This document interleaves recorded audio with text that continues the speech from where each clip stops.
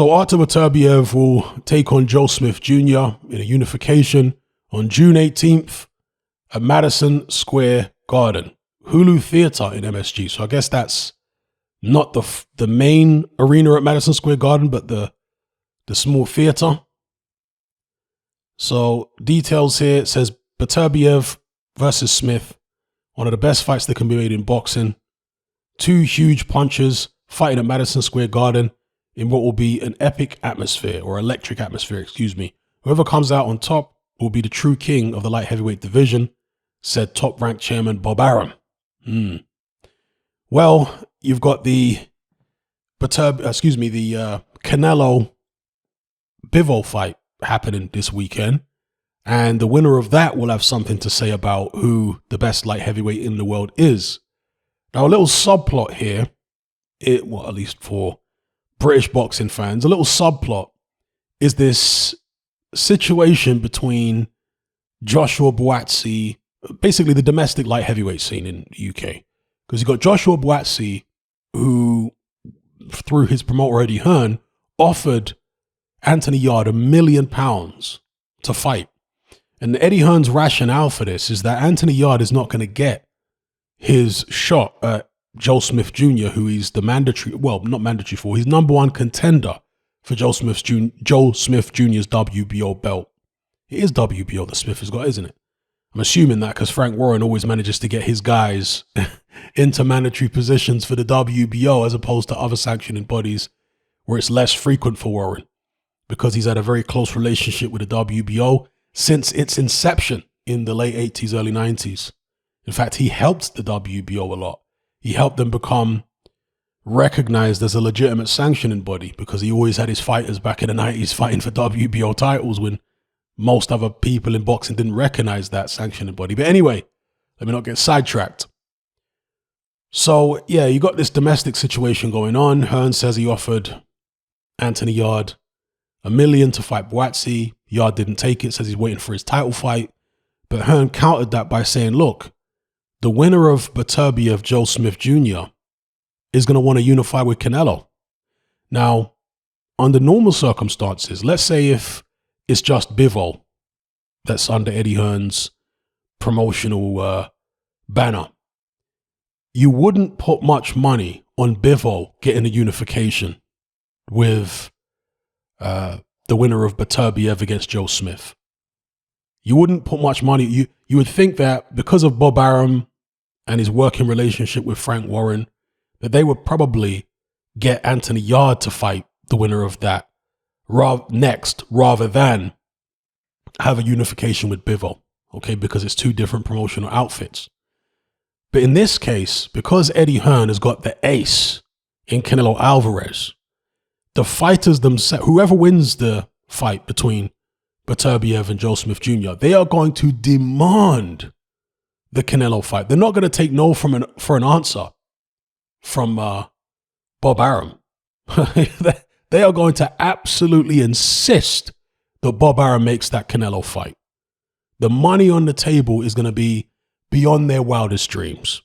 So in this instance, I think Eddie Hearn's probably onto something. But again, all of this is contingent on Canelo actually beating Dimitri Bivol. If he doesn't manage to beat Dimitri Bivol, then obviously a whole different ballgame. But if he beats Bivol, captures Bivol's title, then yeah, you have to imagine that Anthony Yarde is going to be waiting a long time for his title shot, because it's going to be a unification with Canelo that happens next. In which case, what's Anthony Yarde going to do? Going to wait around and, I don't know, fight some random Eastern European that nobody's ever heard of? Is he going to go back to doing that? Or is he actually going to have a real fight? To be fair, he did fight Lyndon Arthur twice, and Arthur was a solid domestic level opponent. But if he's looking to fight whoever remains at the top of the light heavyweight picture once this is all settled and we see an undisputed champion, then surely you're going to want better preparation than fighting Lyndon Arthur. No disrespect to Lyndon Arthur, but there's a big gap between the Arthurs of the world, the Lyndon Arthurs that is, and the Beterbievs of the world, or the Canelos of the world, the Bivols of the world. Maybe not so much Joe Smith Jr., because even though He's a very powerful man, very strong and tough man. Skill-wise, he's not up there with the Beterbievs and the Bivol and the Canelos, etc. So, yeah, what is Anthony Yarde actually going to do? You guys let me know what you think. Maybe it's the sensible thing to just wait it out and get his mandatory, because that mandatory is going to pay a crazy amount of money compared to a Joshua Buatsi, right? Especially if it's not that Canelo's the type of person to be forced into a mandatory. I mean, once he became undisputed at 168, he didn't hang about, did he? Straight up to 175, signed this new deal with DAZN. Okay, let's try and do the same thing at 175. He's not like he's hanging around at 168, defending against mandatories and all this kind of stuff. He's not doing that. So perhaps he wouldn't hang around at 175 if he becomes undisputed. And therefore, maybe Yarde wouldn't get his shot against Canelo. Perhaps he would have to fight somebody for a vacant WBO belt, assuming Canelo becomes undisputed. I don't know.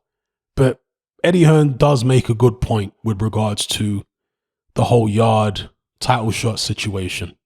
But anyway, here's me talking about Anthony Yarde and the subplot and completely forgetting to talk about the actual subject of this video, what's supposed to be the main subject of this video, Artur Beterbiev versus Joe Smith Jr.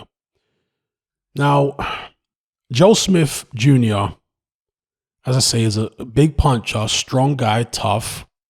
Lost to Bivol, obviously. Lost a few fights now. Artur Beterbiev, though skilled, and he is skilled, he can actually box a bit. We saw that against Callum Johnson. When Johnson had him down, Beterbiev was forced to show that he's more than just a pressure fighter. And he got up on his toes a little bit, started popping a jab and so on, and playing it safe, because you just don't come through the old Eastern Bloc amateur system and have as many fights and be as successful as Beterbiev was without knowing how to box. You're not going to come through that system only knowing how to slug. You're going to know how to box as well. And Beterbiev does have that up his sleeve. And I'm interested to find out whether he's going to employ more boxing in this fight, because of the fact that Joe Smith is dangerous and he is tough. And he's the kind of guy who he can more than get your attention. He even hurt Dmitry Bivol when they fought. So, yeah, going to be interesting to see what Beterbiev does here, how he approaches the fight. I think he would be wise, at least early on, to use his jab, box a little bit, see what Joe Smith Jr. has, and then make his decision in terms of whether he wants to try and press the action and force the stoppage, whether he just wants to outclass him and then maybe beat him on points, or if he can get a stoppage, do so late.